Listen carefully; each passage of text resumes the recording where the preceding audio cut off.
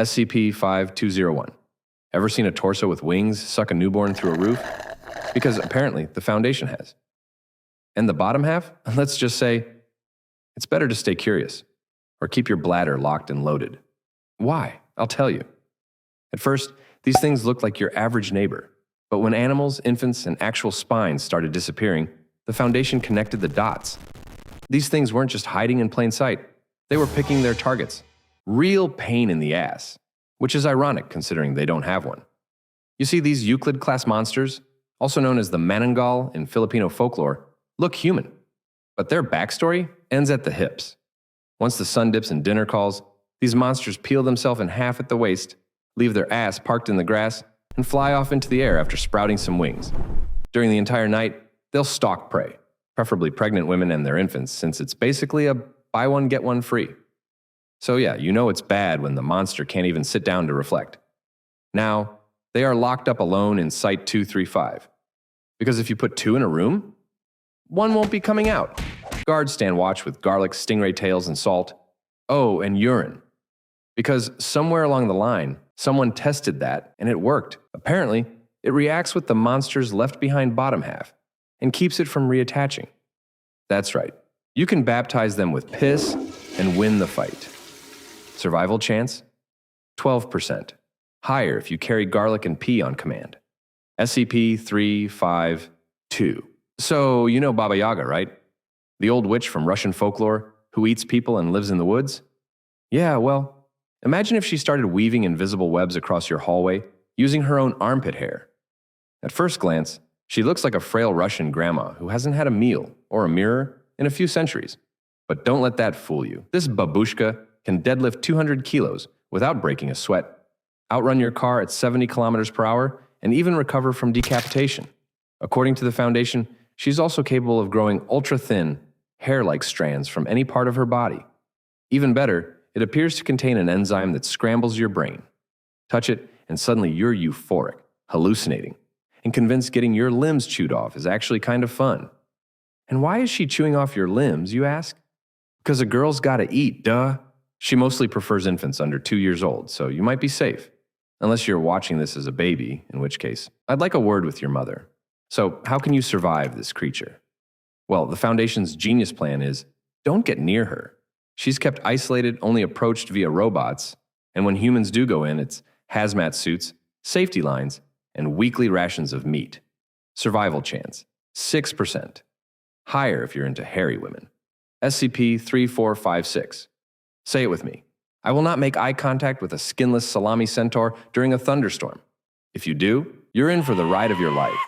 And no, not that kind of ride.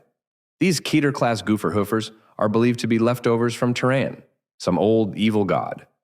After his fall, the horsemen apparently went freelance. Now, they seem to pop up whenever humanity decides to absolutely lose the plot. Wars, terror attacks, natural disasters, you name it. In Scottish folklore, they're called the Knuckleavy.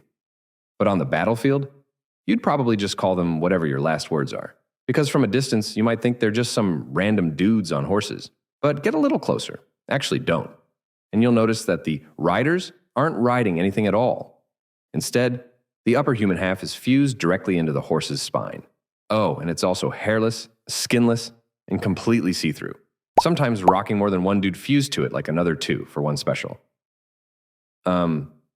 Anyways, those glowing red eyes, yeah, those are on you. The second you notice it, it notices you back. And then it hunts, toys with, and eventually tortures you.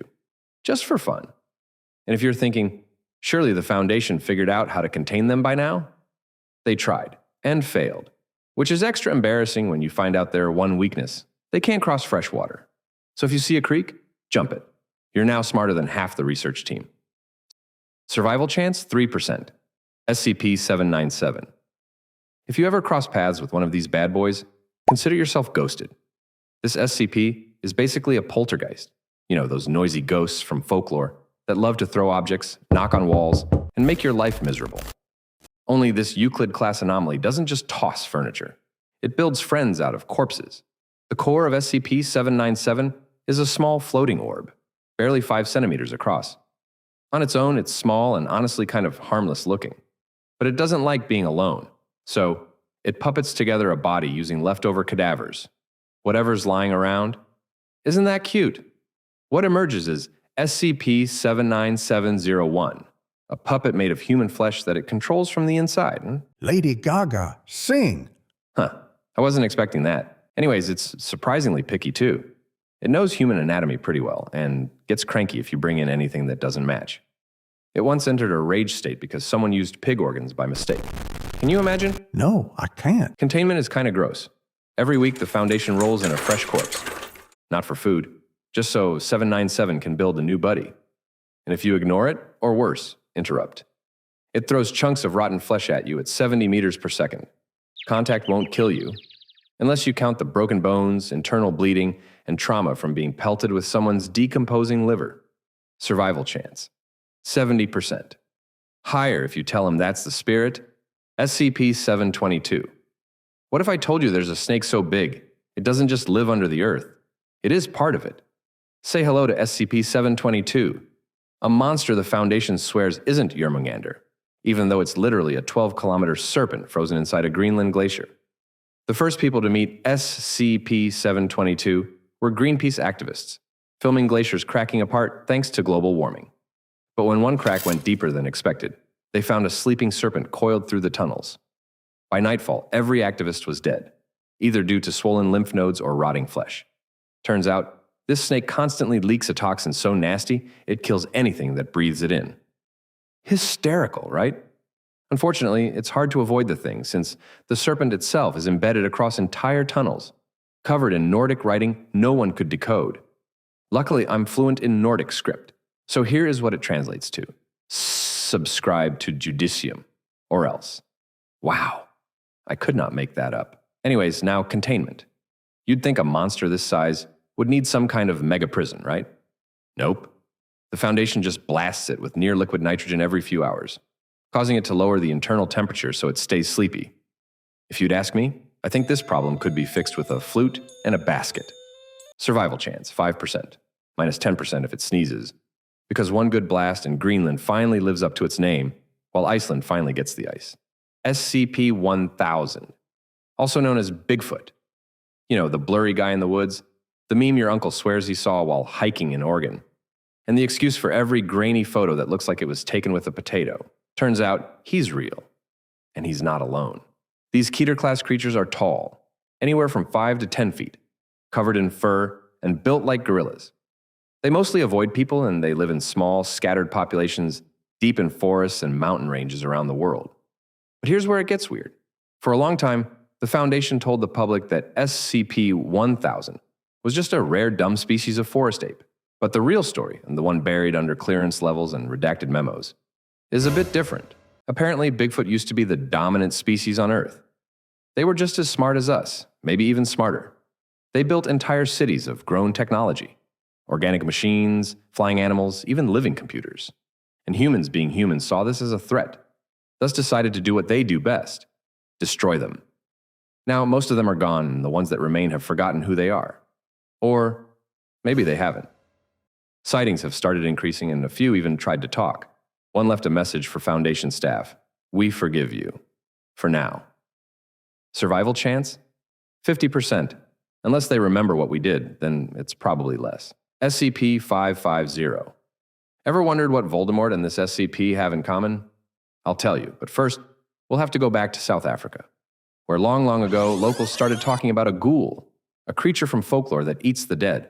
When Foundation agents went to investigate, they found bodies that were opened up, hollowed out, and weirdly organized. And kneeling in the middle of it all, a 7-foot humanoid made entirely of ashwood shavings. The Foundation spent ages trying to communicate with SCP-550 before finally admitting it wasn't working. Which is wild because, one look at the guy should have told them the problem. No mouth, duh. And while we're at it, he doesn't have a nose either, hence why he could be mistaken for Voldemort. Unfortunately, that doesn't stop him from being nosy.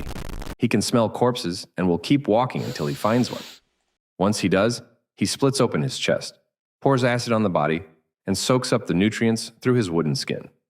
Then, he gets up, leaves behind a stew of skin and stomach bile, and politely lays down to wait for the next meal. Fortunately, containment is simple. He's kept in a sealed chamber and fed one fresh corpse every 2 weeks. Miss a delivery, and he enters dormant mode. Until, that is, he grows a human tongue and starts licking the walls for over 2 minutes. Which actually happened once. Survival chance? 54% higher if you're alive and plan to stay that way. SCP-783, also known as the Crooked Man, is based on a rhyme. And unlike most bedtime stories, this one doesn't end happily ever after. The rhyme goes as follows. There lived a crooked man who made a crooked deal. He stole a crooked child and was broken on the wheel. Some believe SCP-783 is this man, cursed to inflict his fate on others forever. Let's explain the rest of the story in a more fitting way.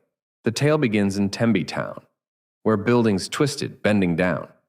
At first they blamed poor work and nails, crooked windows, doors, and rails. But soon the truth was clear to see, for bodies warped like twisted trees, a mass grave deep beneath the ground, with broken bones and spines unwound. Each victim bent in painful form, their cartilage locked, their structure torn. To summarize, this dude basically bends whatever, including people. And here's the unsettling part. No one has actually seen him.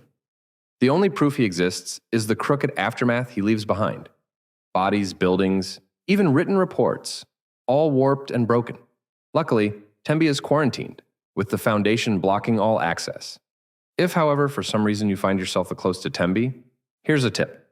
Pretend you aren't straight. He seems to hate that. Survival chance? 9%. Much lower if you believe in symmetry. All right, folks, that wraps up the list that you definitely didn't ask for. But if you want to see more SCP videos, check out the next one right here.